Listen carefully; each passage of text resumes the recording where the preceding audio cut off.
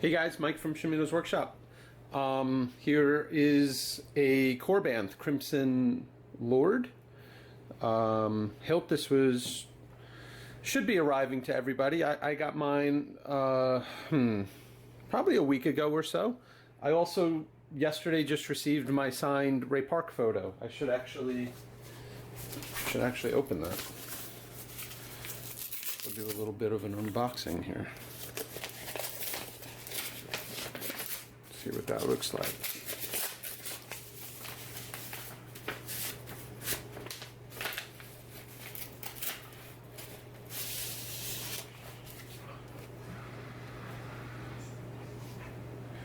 Hey, that's pretty badass.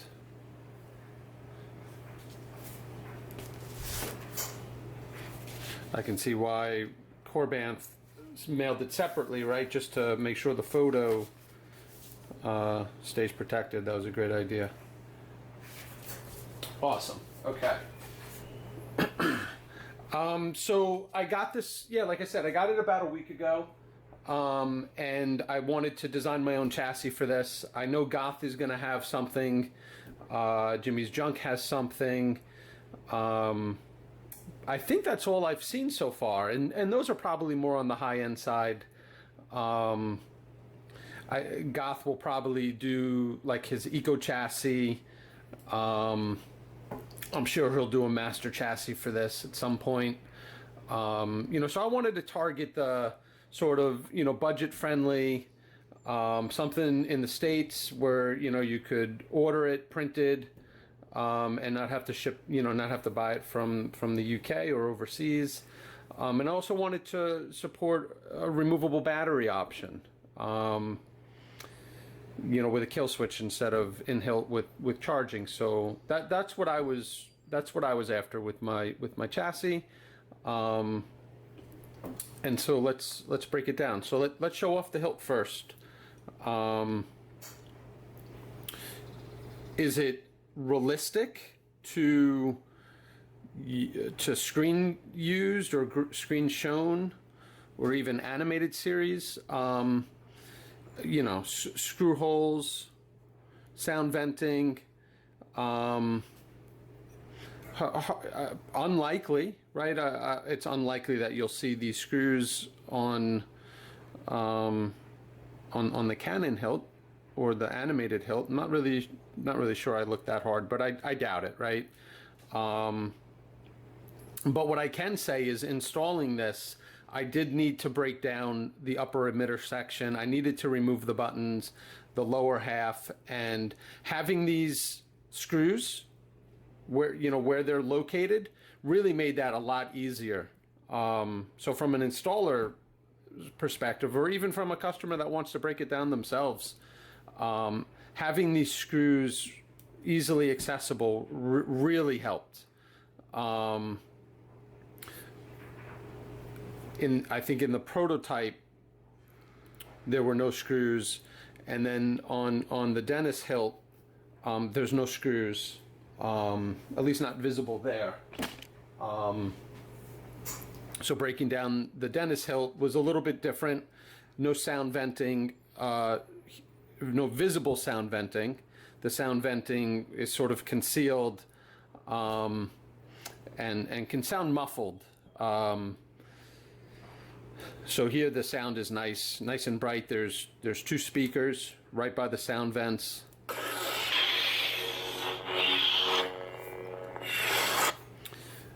So what I did was the red buttons.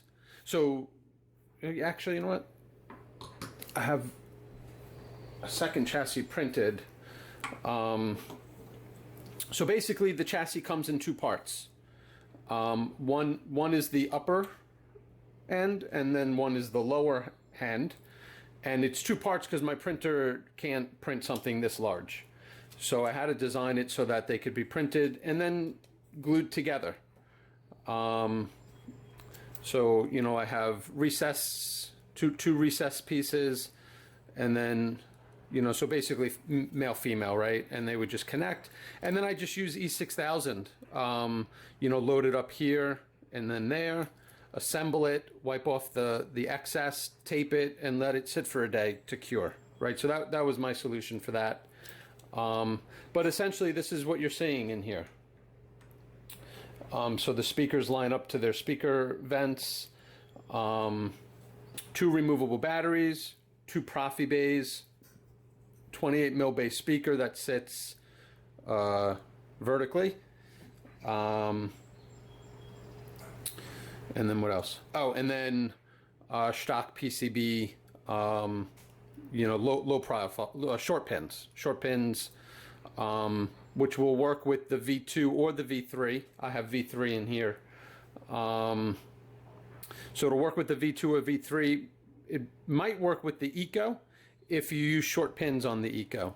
I did not make this to be used specifically with the Eco, but rather the V2, V3 short pin.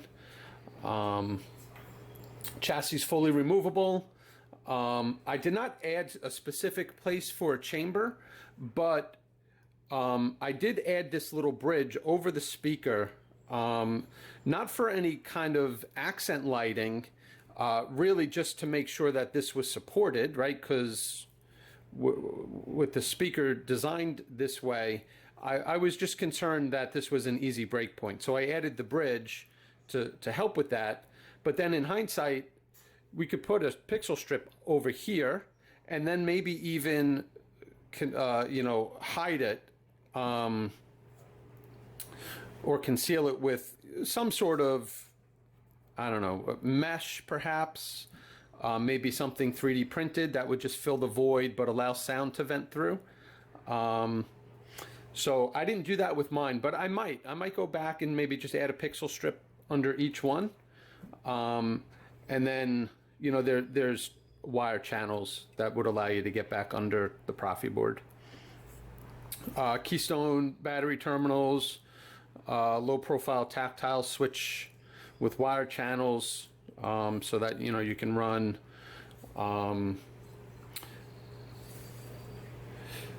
right. So what I did was I have the 2 red buttons are power and the 2 silver buttons are auxiliary. So that means that power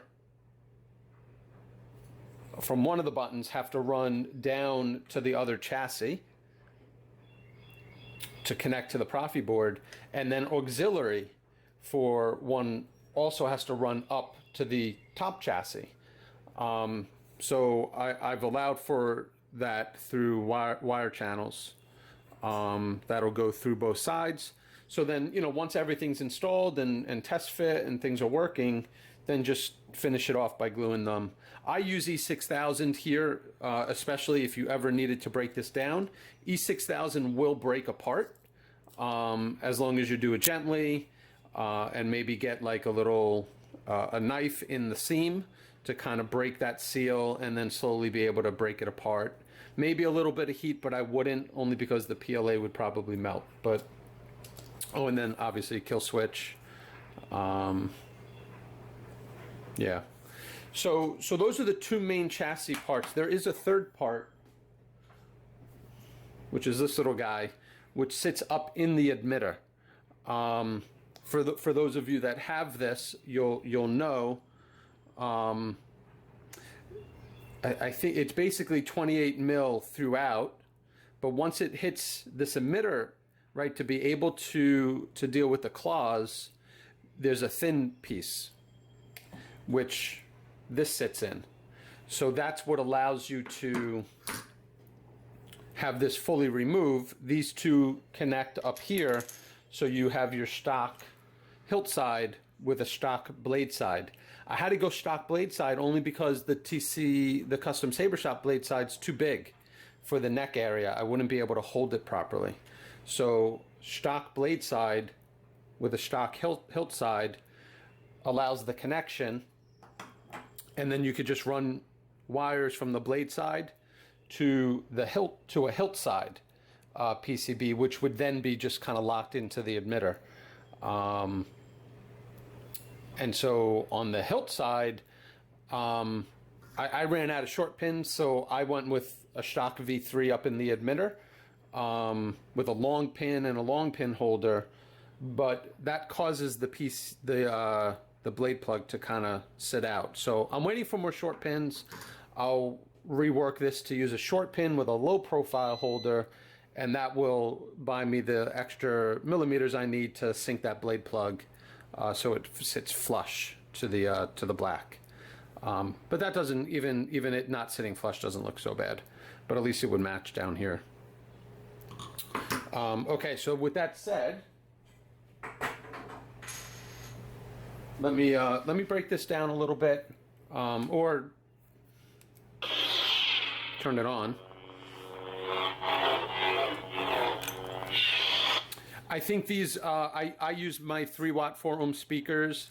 I didn't really mess around with the Proffie programming or blade styles, so the volume is low only because I haven't really amped it up.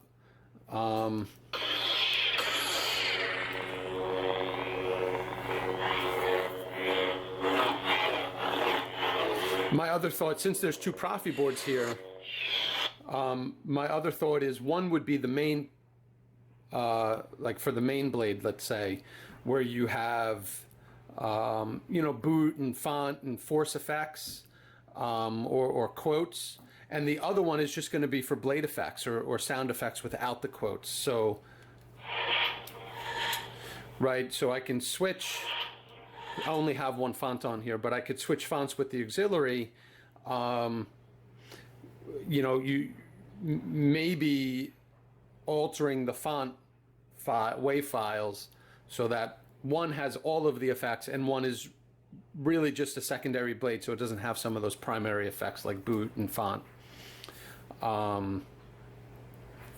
But for now, they're identical.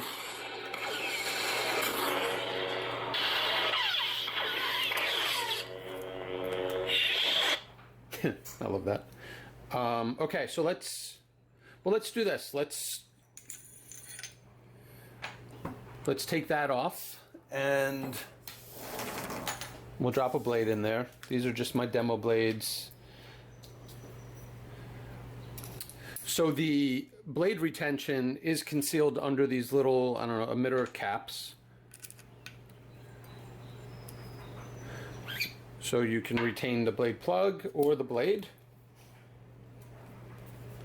I haven't been looking at the camera display. Hopefully I got everything on. I'm not out of camera there, but you know, so you put your blade in and then you just slide the cap over the blade in place. I can never remember which one is which.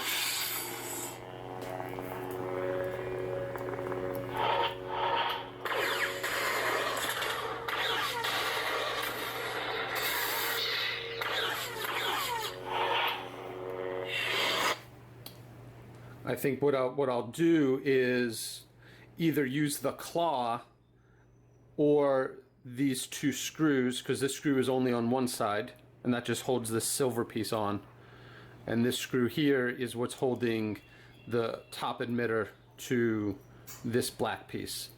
So you can actually see that it just taking this piece off, that whole thing slides right up.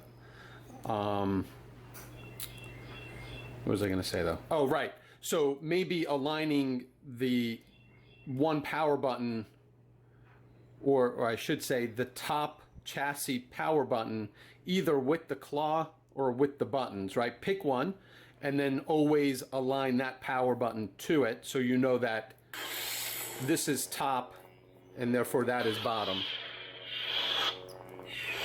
Okay.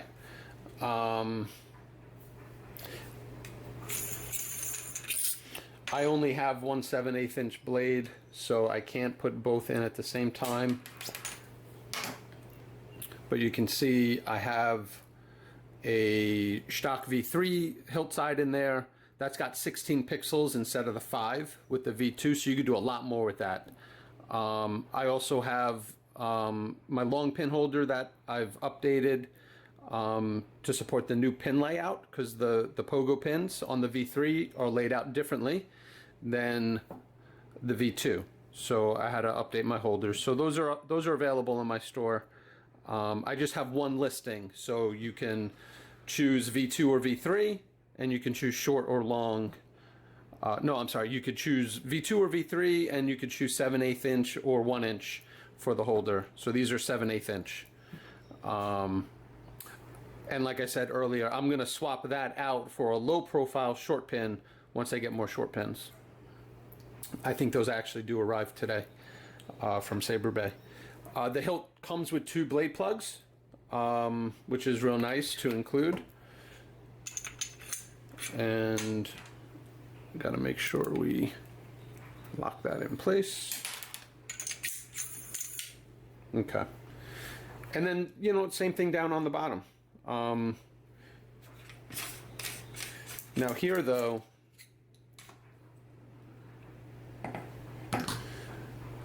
same idea, but this one I might have tightened a little too much. Yeah, I tightened that down a little too much, so I'm gonna have to get creative with. But you get the idea. I won't be able to put the blade in there because I can't get the cap off. So down here, so the same thing, you have blade retention concealed behind the cap. Then you have chassis retention. There's 2 screws concealed by this ring. That gets concealed by that ring. So I designed my chassis so it's nice and snug. I didn't want to rely on chassis retention, and I also didn't want the chassis rotating. So I made mine nice and snug, so it's not going to slide out. You're not going to be able to palm slap it out, but you will be able to grip it. And then once you get it, hold of it, you can just continue to slide it out.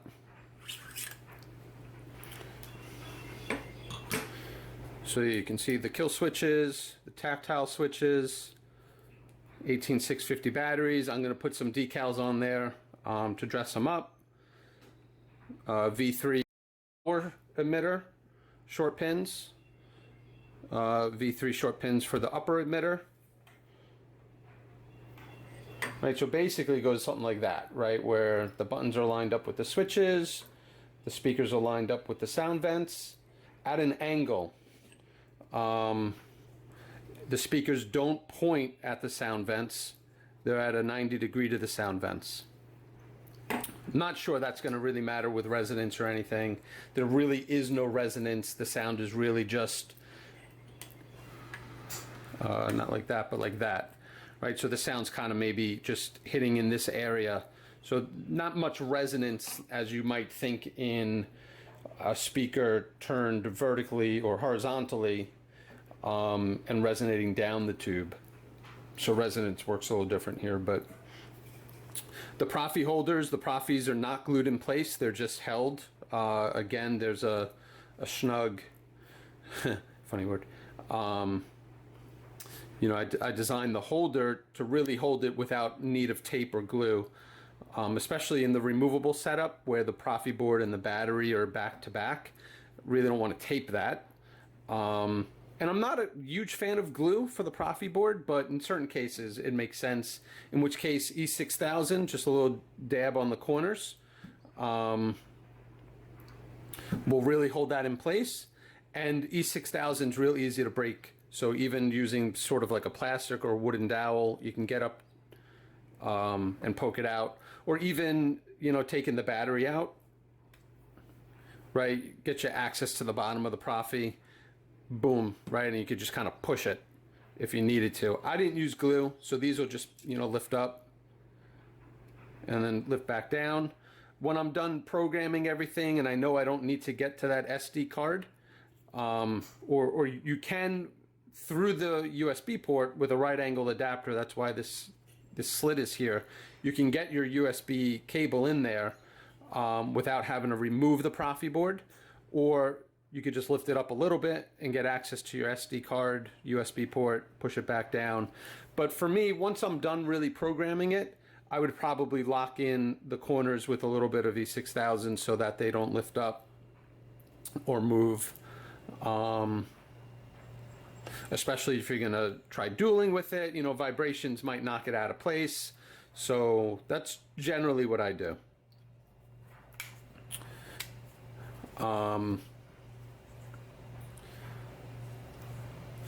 What else? 28 mil bass speaker. I think I said that already. The kill switches, tactiles, ProffieBoards. It's really a basic setup. And like I said, this is glued with some E6000. And so that's going to hold nice. And I use like a Scotch-Brite pad, like the maroon colored one, just to kind of sand down the chassis, get any high edges up or off, I mean. This way it's like, you know, the slide in and slide out mechanism works. Let's see if I can line that up. I got to figure out which one is. Okay, so this is the power for the bottom hilt. So I'm going to line that with the claw. So let's go this way.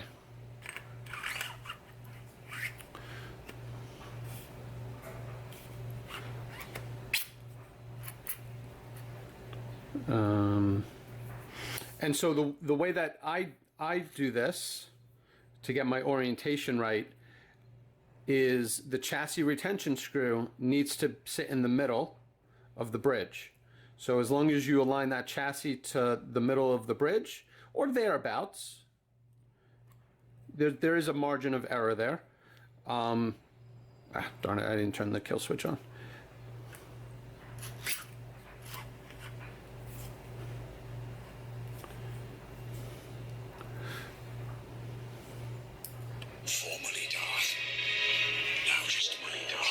Right, that's kind of what I was worried about, right? Like I might remove the boot sounds from one of them so that you don't hear that double boot up. But again, just get yourself centered on the bridge. Push yourself in all the way. Now you could lock the chassis retention in place, but what I do is I throw the emitter on, get it screwed in all the way, and then I lock it. And I'll explain why. So you have to remember there's pogo pins hitting the blade side adapter up here, and those springs compress, right? So if you just push the chassis in, you might have not compressed those pins all the way. And so by using the pommel cap to screw in and make sure the chassis is seated all the way up, then you can lock it in place and then take this off. Now you know the chassis is all the way seated. You could put your ring on, lock that on,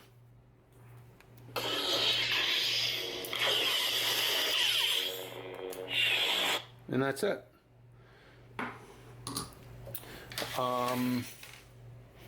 So I'll have this chassis design up on my store. It's a two-sided chassis hilt, so I might offer I'll probably include keystone terminals, maybe tactile switches with the purchase of the printed chassis. So that'll be up on the Etsy store shortly. And one other thing I wanted to do, so not to take away from the Korbanth hilt, but we'll do sort of a review or comparison to the Dennis hilt. So this was the first run. I do think he's made other runs. So this is one of the original runs, and or this is from the original run. And I just didn't finish installing it. I think I might even have Robert's chassis in here. Yeah. So this is a chassis that Rob Sotomayor designed for it. I never got to installing it, but obviously you got your battery, you got a spot to put a crystal if you wanted it, the Proffie holder, kill switch, and then your PCB holders. And I'm not sure what I'm going to do with this. To be honest, I forgot I had this. I had this hanging on the wall since I got it. I never really got around to installing it. So we'll see. But this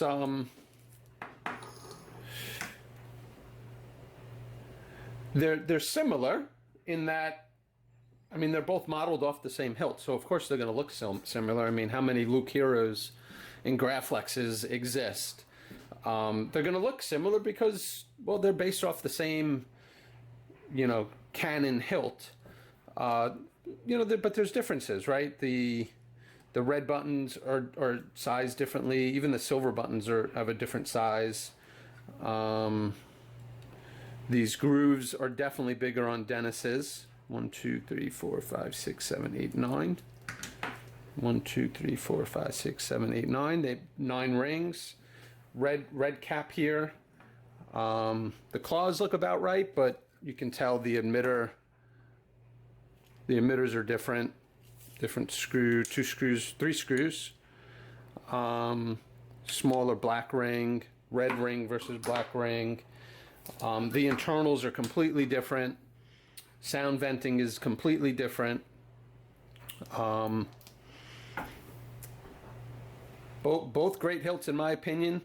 To me, if you were trying to decide on which one you'd want, I go with the Korbanth one only because of the sound venting. That's a personal decision though, right? You got to make up your mind. Do you want to see the sound vents? Do you want to see the screws? Or do you not want to see the sound vent? Do you not want to see the screws? And it might be more difficult to break this down. The sound, I did install one of these for a customer, and I was not impressed with the sound venting on it. As you can see, no fault to Robert. He designed the chassis. He put the speaker exactly where it needed to be, facing the hidden sound vents. Look, if you're going to conceal your sound vents, yeah, my camera shut off. It's doing that again. Look, if you're going to conceal your sound vent and then put something metal over the sound vent, you're not going to have good sound. I mean, there's no groove here. There's really nowhere for the sound to escape. So that's why I was really unhappy with this hilt, you know, thinking back on it. And there are 2 sound vents. There's a sound vent here and there's a sound vent up here that are both concealed. But there's really very little room for the sound to escape. And so from my perspective, that's a poor design. Maybe that was corrected or improved upon in subsequent runs, but that sucks for me then, right? What do I have to buy a second run just because of poor design issue, in my opinion? I don't mean to be so harsh on that. Dennis, I'm sure, is a great guy. He's made great hilts, but I don't agree with how the sound venting was designed on this first run. And I'm going to speak out about that. All right. Well, with that said, again, I didn't mean to take away from the Korbanth hilt. I'm happy with it, and I also do have I have wall mounts. They're basically 2. They're kind of like C-clips. You can't see it. They're basically like C-clips that attach to the wall and then attach to the hilt in the black areas so that you can hang it vertically on your wall. And the mount is large enough so that the 2 back claws don't, you know, interfere with the wall mount. So I'll add those to the because I've used those mounts for the Dennis hilt for so long. It's just been sitting on my wall. I'll put those up on my Etsy store so folks that are getting these and want to mount them have an option there.